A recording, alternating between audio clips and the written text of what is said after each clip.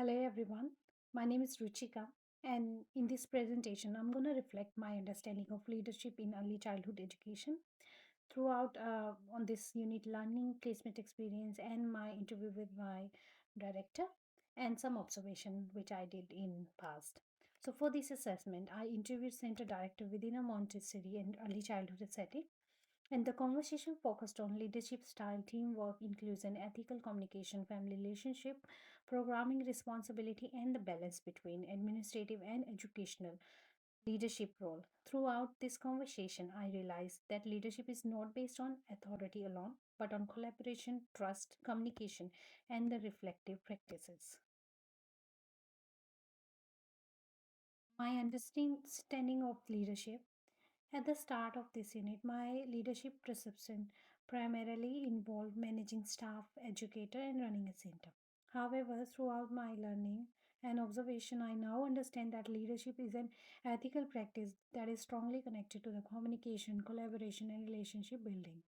I also learned that leadership is an early childhood setting that dictate the atmosphere of the center, the well-being of the children, teamwork, and the family relationships.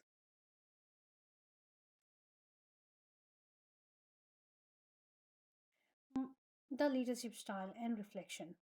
Through this reading, I explored several leadership styles.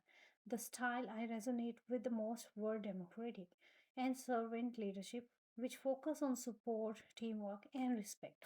In my placement, I observed that leadership is not about order, but it's about facilitating open discussion and genuinely valuing the expertise of her team.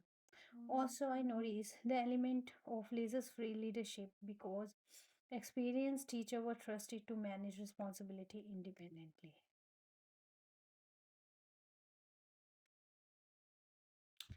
Leadership environments. So I observe from the communication that educators, teachers support children's independence by giving them time to think, problem solve, and explore learning expertise at their own pace. I also reflected on how calm environment, careful observation, and respect for the child are central to leadership and practices. This experience helped me understand that leadership is not always taking charge. Sometimes leadership means stepping back, observing, and allowing children and educators space to grow and create a calm and respectful environment.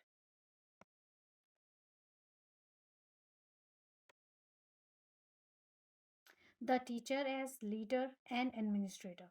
One major learning which I did learn through that conversation from my director is the dual role of teacher as both leader and administrator. Leadership is an early childhood is often invisible. Leaders balancing supporting educator, teacher, and children while also managing significant administrative responsibility, which is behind the scene planning, documentation, organization, communication, and problem solving while ensuring the classroom and the center function smoothly. Teamwork and professional relationship. Now talk about vital role of teamwork. The positive relationship between educator contribute to a healthier, more supportive learning environment for children by prioritizing discussion, regular communication, and social connection activities. A leader build a safety net of trust. Ethical leadership and family communication. It is one of the strongest area that I love. The importance of communicating respectfully with the family, especially during difficult conversation regarding behavior or development concerns. One idea that strongly stood out to me is the importance of strength-based approach. When discussing children, instead of highlighting children's challenge, ethical leadership involve acknowledging strength while respectfully discussing concern and support options. This reflection strongly connected with the ECA Code of Ethics because ethical leadership requires professionalism, respect, confidentiality, and acting in the best interest of the children.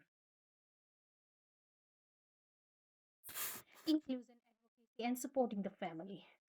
It understand it helped me to understand advocacy and inclusion in early childhood education.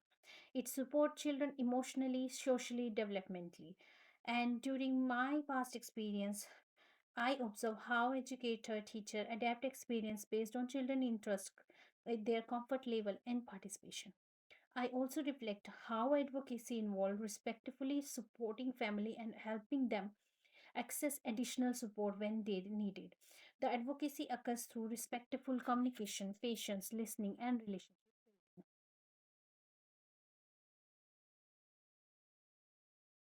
While doing it, challenge of leadership, which is balancing administrative responsibility with supporting educator children directly, along with the managing different parent expectation. One of the biggest challenge regarding their behavior, routine, development.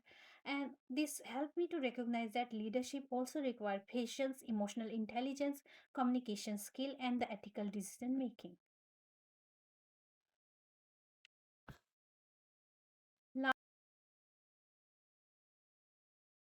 Lastly, my future vision, um, like this unit helped me to develop a clear vision of the type of educator and future leader role.